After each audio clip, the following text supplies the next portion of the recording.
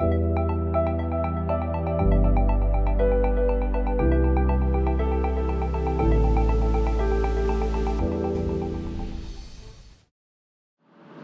takes about 0.9 seconds to say good morning, and a lot can happen in the security world in 0.9 seconds. A bullet fired from a terrorist's 7.62mm rifle travelling across a crowded beach in Sydney will cover about 650 metres in 0.9 seconds. The shockwave from high explosives such as TATP opened up on a tube or a bus in London will travel 350 to 400 metres in 0.9 seconds. In 0.9 seconds, a van travelling at 70 miles an hour will cover something like 100 feet in 0.9 seconds. That's from me roughly to the back of the auditorium. During the flash crash of 2012, when confidence in markets plummeted, approximately $790 million was wiped off the value of stocks and shares in 0.9 seconds. Every 0.9 seconds for 20 minutes in that case. Every 0.9 seconds, a state actor generates approximately 11 new fake social media messages to try and influence our views or undermine our society. And in 0.9 seconds, JP Morgan alone will defend itself against approximately 470,000 hacking attempts. So indeed, a lot can happen in 0.9 seconds. So I'm going to take another 0.9 by saying good morning again. My name, as Rick has said, is John Mason. I'm honoured to deliver this speech today to the SJUK Leaders in Security Conference. And I'm the exec of a company called PPL. And PPL provides the electronic trading platform that underpins the London specialty insurance market, or Lloyd's of London, as you would perhaps know it. Be that commercial property, such as data centres, be it fleets of ships, be they oil tankers, cargo vessels, or be it Taylor Swift's vocal cords, they're probably insured through London, and they probably sit on our platform. But don't worry, neither you nor I are in the wrong conference. That's not why I'm here to talk to you today. In my current and previous roles, I've been asked from time to time to advise on defence-related issues, helping ministers, senior military officers, or other government employees to understand the financial services battle space. In short, take my day job and look at it through a national security lens. And it's from that perspective that I really speak to you today. And in fact, it was at one of those recent interactions that this question was posed. We are approaching the greatest convergent point of exogenous and endogenous risks for humans that we have seen at a global scale since ... How do we meet the moment? And what are our concerns and capabilities? Now, I'll be honest, on seeing that, two thoughts went through my head. The first thought was, what on earth does exogenous and endogenous mean? So I had to go and look that up. And when I did, and I found out it was just internal and external risks, or external and internal risks. The second thought that went through my head was, here we go again, another snowflake comment. There is no way that it is as risky today as it was during the 1980s, when we got very close to accidental nuclear war, or during the Cuban Missile Crisis of the 60s, let alone global conflict of the 40s. But that was my System 1 brain, my gut instinct cutting in. When I engaged my System 2 brain and actually thought about the problem, maybe the comment had a point. And that was because of that word endogenous. I think it changed things for me. Because in those previous crises, it felt that society was able to meet those threats head on, as a singular, united entity, a combined force, able to address a risk that was very much coming from the outside in. Today, however, our adversaries are trying to weaken us not just from the outside, but from the inside out. The enemy is no longer just at the gates, they're on the inside already. And we have to recognize that fact, that we exist in a current state of hybrid warfare. As Ukrainian ambassador to the UK, General Zaluzny puts it so well, these threats manifest themselves not only in a military way, but also in an economic, political, information, and cognitive way. We also have to recognize that by its very nature, it is hidden. And it is these points, the hidden and endogenous nature of the threat, that I wanted to explore further. And not just how we as individuals meet that, but how do we as security leaders lead in that moment. And in order to do that, I wanted to look at 4 main areas: the individual, the organisation or entity, society, and then finally the country or state. The UK National Security Strategy document of 2025 provides the core to the diagram here, which I've then split across those 4 themes. And as we can see, the 21st century battle space is as diverse as it has ever been. And nowhere is this more acute than with the individual, the citizen. And why? Well, because of these, because of mobile devices, or PEDs, as the military would have us call them. In an age where pretty much everyone has a mobile device, the battle space for direct, targeted campaigns is rife with opportunity for our adversaries, be it identity theft, radicalization pathways, information operations, or coercion. The individual is very much today's front line for hybrid operations. But are we even aware? We probably all know this guy, the commuter, the pedestrian, head down, switched off to everything but their mobile phone, perhaps, but oblivious to everything, and certainly oblivious to the fact that anyone might be interested in them, let alone targeting them. But as the National Security Strategy states, it is the individual that is the entry point for every larger attack. Our employees, our staff, are typically our weakest link. As Colonel Jeff Cooper would say, if those are familiar with the good old Colonel, they are state white, unaware, oblivious. The trouble is, in a world of hidden hybrid warfare, that need for operational security, or OPSEC, needs to extend way beyond the pure traditional physical threat and situational awareness that Colonel Cooper envisaged. And it needs to go way beyond the traditional proponents of that type of state. It needs to extend to every citizen and their virtual as well as their physical interactions. Because it's individuals that make up our organizations, it's individuals that make up our society, and it's individuals that our adversaries are targeting. The usual counter, of course, is that doesn't apply to me. Who on earth would be interested in me? But our adversaries are targeting all of us through social media, operations, fake news, and identity theft. We are all in a connected world where we have to pay attention to our own operational security. And let's not forget 11 fake posts every 0.9 seconds directly to your phone or your employee's phone.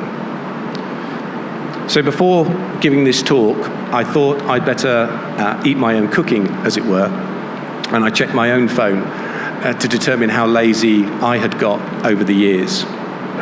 So a few clicks into settings, Wi-Fi and then managed networks, and every previous and current Wi-Fi network my phone had ever attached to popped up. In this case, all 197 of them. A complete pattern of life served up via the digital breadcrumbs of my Wi-Fi history. If an adversary wanted to start to understand me, which airlines I fly, from which airports, which department I work in, which hotels I stay in, here would be a great place to start, all from the comfort of their armchair. And I suspect all of you check this on a very regular basis, I'm sure, as to what networks your phone is attached to in the past. And the issue, of course, is people are people. And we need to lead them to become more OPSEC aware if they are to not become that vector into our organization. And I'll give you another example. I was involved a few years back on an exercise where a chief constable wanted to red team his force's security. He was pretty confident in his security. He was pretty confident they were secure, particularly in IT. And the mission was to identify the members of his counter-terror team. The task was set to run over a week, and the initial meeting took place with the Chief Constable 0900 on Monday, as you'd expect, to kick the week off. By 1400, our red team leader was sat back in front of that same Chief Constable, handing him a list of all 8 members of his counter-terror team. As you can imagine, the Chief Constable, angry, perplexed, why, what, how had this happened? The team leader's reply was simple. They'd sat outside with a scanner, a relatively cheap scanner available off the web, and they'd monitored this. They'd monitored people's Wi-Fi access points as people came and went over a 2-hour lunch period. And what they found is that 8, and only 8, of those people had attached to a particular access point. That access point, CT_router. Now, you can imagine the conversation when that was set up. What should we call it? Well, it's for the CT team. Well, let's call it CT_router then. Most likely done for ease of use rather than operational security. But it's the combination of people being people and then the digital breadcrumbs that are being left on our phones that, in this case, was their undoing. And they're not alone. There are so many other examples where people who must at some point have thought they might have come under scrutiny end up just being people. These, for example, are all genuine folder or spreadsheet names from white-collar criminals who have been caught. Maybe that won't surprise you that they have been caught. But I think my favorite one there is the top right, which is the illegals things spreadsheet, or the bottom left, which was the folder saying Hezbollah military instructions manuals. These are all genuine spreadsheet and folder names. People are people, even when they're trying to be bad. Our challenge as leaders is to elevate the awareness of our people in our organizations so we're not such an easy target. Otherwise, if we don't, then we start to expose our organization. And as with the individual, the corporate enterprise is under sustained, diversified attack on a scale not seen before. And I don't just mean the depth of attack, such as the JP Morgan 45 billion hacking attempts a day. That's right, 45 billion hacking attempts a day. I mean the breadth, activism campaigns, social unrest, physical security, the insider threat from coercion, and now complete AI fake individuals, IP theft, supply chain compromise. No wonder it's where our adversaries find the highest, what they call, return on intrusion. Now, as a businessman, I can't help but have a slight wry smile at them hijacking my term ROI, but it can also happen to the best of us. You may recall back in 2020, a supplier called SolarWinds to the US government had a backdoor injected into its regular service update via its supply chain. This exposed both the US Treasury and the Department of Commerce. But as you can see from the list below, the potential of those others who could have been infected by that is even more worrying. And life is only getting more complicated for us, I'm afraid. Gartner predicts that by 2028, only 18 months away now, 1 in every 4 job applications will be fake. Not someone inflating their grades from a B to an A, but complete fake IDs, fake address, fake experiences, even a deep fake generated remote interview. And indeed, parts of that is already happening.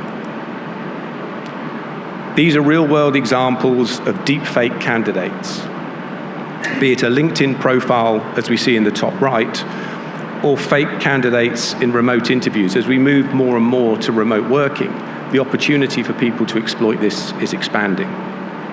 So in the bottom right, the interviewer is asking the candidate to wave their hand in front of their face, convinced that this is actually a North Korean operative with an AI-generated face in front of them. Waving the hand in front will cause the pixelation that we all see in Teams with backgrounds and things like that.